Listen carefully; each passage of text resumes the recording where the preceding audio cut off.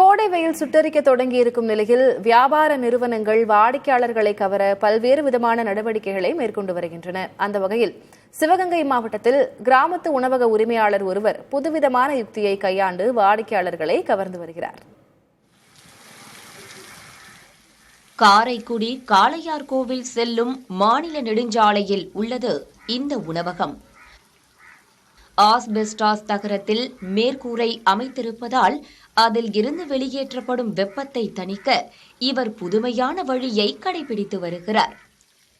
விவசாயத்திற்கு பயன்படுத்துவது போல் மேற்கூரையில் சிறு சிறு குழாய் வழியாக தண்ணீர் பாய்ச்சி செயற்கை மழை போல் பொழிய வைத்து இயற்கை முறையில் குளிர்ச்சியூட்டி குளு குளு சூழலை உருவாக்கியுள்ளார் உணவக உரிமையாளரும் விவசாயியுமான அலெக்சாண்டர். வெயிலுக்கு ரொம்ப தாங்காமல் வர மக்கள்லாம் ரொம்ப கஷ்டப்பட்டு இருந்தாங்க.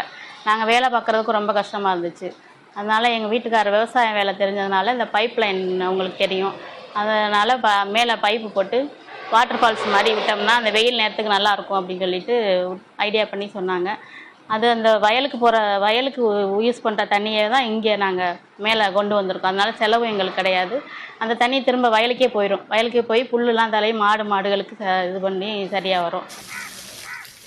குளு குளு சூழ்நிலையில் உணவு சாப்பிடுவதற்கென்றே காரைக்குடி, பாதரக்குடி, கோவிலூர், கல்லல், காளையார்கோவில் உட்பட பல்வேறு ஊர்களில் இருந்து வாடிக்கையாளர்கள் வந்து செல்கிறார்கள்.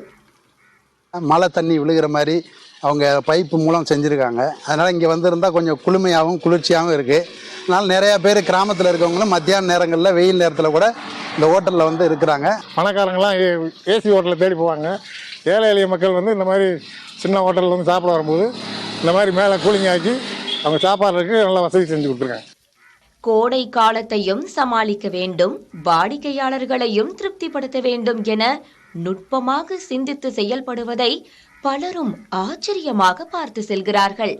புதிய தலைமுறைக்காக சிவகங்கையில் இருந்து செய்தியாளர் நாசர்.